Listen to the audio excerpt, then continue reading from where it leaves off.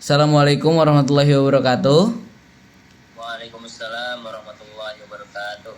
Perkenalkan Ustadz, nama saya Robian Syamar Paung. Saya sekarang berkuliah di Universitas Muhammadiyah Yogyakarta. Saya berada di Yogyakarta pastinya Ustadz. Lalu saya di sini ingin mewawancarai Ustadz dikarenakan ada berkaitan dengan tugas saya Ustadz. Apakah diperbolehkan Ustadz? Insya Allah diperbolehkan. Baik Ustadz, terima kasih. Saya izin rekam ya Ustadz. Hadir. Oke Ustadz. Kali ini tugas saya berkaitan dengan menjadi seorang interpreter Ustadz. Karena saya dengar juga Ustadz telah menjadi interpreter di salah satu pondok modern. Nah maka dari itu saya ingin mewawancarai Ustadz. Diperbolehkan Ustadz? Insya Allah. Baik Ustadz. Mungkin untuk pertamanya kita perkenalan dulu Ustadz. Mungkin bisa diperkenalkan Ustadz? Baik, untuk perkenalan, Bismillahirrahmanirrahim. Perkenalkan, nama saya Muhammad Bismillah Azhar, biasa dipanggil dengan Bismillah atau Azhar. Saya berasal dari Kota Pekanbaru, Riau, dan sekarang saya sedang mengajar di Pondok Modern Darussalam Gontor. Baik Ustadz. Bahasa apa Ustadz yang biasa Ustadz gunakan untuk menjadi seorang interpreter? Oke, untuk bahasa yang biasanya saya gunakan ketika menjadi seorang interpreter yaitu Arab dan juga bahasa Inggris. Namun dalam beberapa waktu ataupun dalam beberapa kali waktu itu lebih banyak menggunakan bahasa Arab ketimbang bahasa Inggris, karena di pondok juga lebih banyak menggunakan bahasa Arab ketimbang bahasa Inggris. Baik Ustadz. Jadi lebih ke dalam bahasa Arab ya Ustadz ya? Baik Ustadz. Lalu Ustadz sudah berapa lama Ustadz untuk menjadi seorang interpreter? Untuk menjadi seorang interpreter, alhamdulillah sudah diberikan amanat selama, mungkin kalau masuk tahun ini udah tahun ketiga menjadi seorang interpreter. Karena biasanya kalau ada tamu-tamu dari luar negeri atau mungkin dari luar negara, nah itu mungkin saya alhamdulillah diamanahi buat menjadi interpreter dalam hal itu. Baik Ustadz. Biasanya Ustadz ini tamunya dari mana aja Ustadz kalau boleh tahu? Kalau yang pernah diamanahi ke saya itu kebanyakan tamu-tamu dari Timur Tengah, mungkin seperti Arab Saudi, seperti Mesir, Qatar. Kalau yang Eropa itu ada yang dari Inggris, ada yang dari Amerika, Spanyol, dan lain-lainnya. Baik Ustadz. Mungkin Ustadz saya ingin bertanya, jika diperbolehkan, kesulitan apa yang Ustadz dapati saat menginterpret mereka Ustadz? Untuk kesulitan yang biasanya kita temui ketika menjadi seorang interpreter yaitu adanya sedikit perbedaan bahasa antara bahasa yang sering mereka gunakan di daerah mereka dan juga bahasa Inggris yang kita pelajari. Kalau di dalam bahasa Arab sendiri itu ada bahasa Arab Fusha sama bahasa Arab Amiyah. Sama kayak bahasa Inggris, mungkin ada bahasa Inggris British, ada bahasa Inggris yang Inggris rayanya, ya kan. Jadi gak sesuai dengan apa yang kita pelajari. Jadi kita memang harus benar-benar mencocokkan lagi apa saja yang sudah dibicarakan oleh orang luar ini atau orang luar negeri ini. Mungkin bisa dijelaskan Ustadz perbedaan dalam bahasa Arab Fusha dan Sukiya yang Ustadz jelaskan tadi?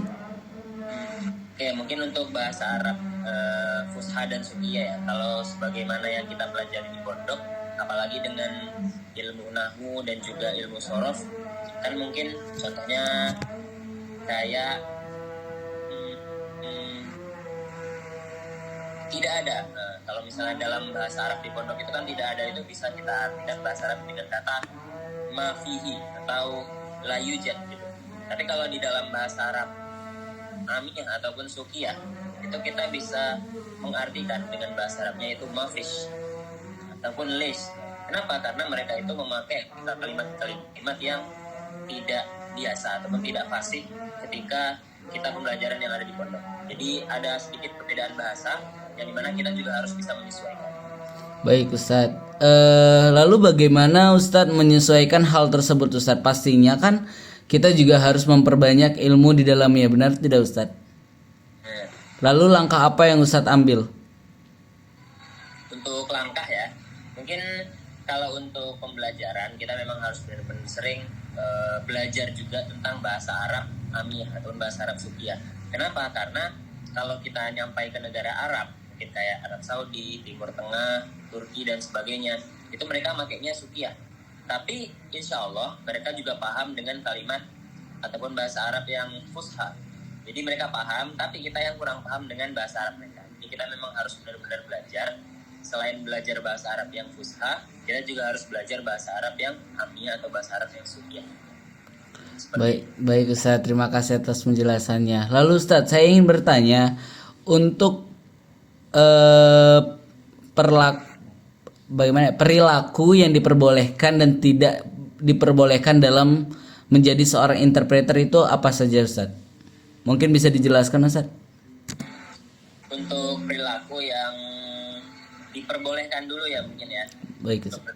Diperbolehkan ya pastinya kita sebagai orang yang kedatangan tamu, karena kan kebanyakan interpreter itu menyambut tamu-tamu dari luar negeri.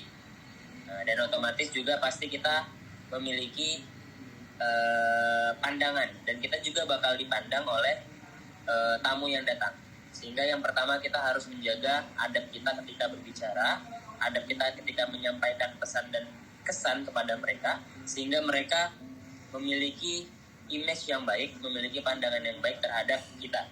Contohnya kalau misalnya di pondok itu biasanya ada orang luar negeri yang datang.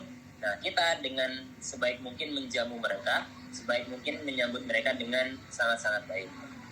Itu mungkin untuk hal-hal ataupun perilaku yang harus kita lakukan. Selanjutnya, untuk hal yang tidak diperkenankan untuk kita lakukan, yang diantaranya adalah yang paling banyak terjadi itu mungkin kesalahan dalam pengartian bahasa. Nah, ini kita harus hati-hati. Karena kalau dalam bahasa Arab dan juga bahasa Inggris umumnya, kalau misalnya ada huruf yang berbeda ataupun kalimat yang berbeda, otomatis artinya juga pasti akan berbeda, ya kan? Jadi kita harus benar-benar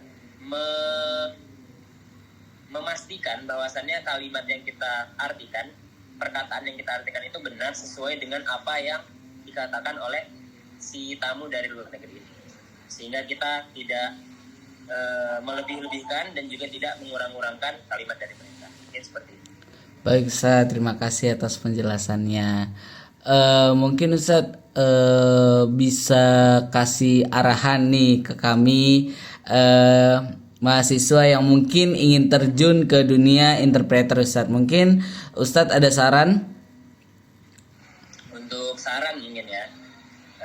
Kalau saran sih lebih ke mungkin kalau teman-teman ingin terjun ke dunia interpreter, mungkin yang paling pertama difokuskan itu adalah meningkatkan ataupun kalau bahasa Inggrisnya improve skill, karena improve skill itu sangat penting. Apalagi kalau zaman sekarang itu banyak istilah investasi leher ke atas.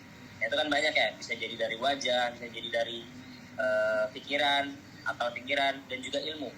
Nah, jadi kalau misalnya ilmu bahasa kita matang, ilmu bahasa kita bagus, otomatis insya Allah kehidupan kita untuk menjadi interpreter juga akan bagus, juga akan terarah dan juga akan terurus. Nah, jadi kalau misalnya teman-teman sekalian ingin menjadi seorang interpreter, maka haruslah mempelajari bahasa Arab dan juga bahasa Inggris yang baik.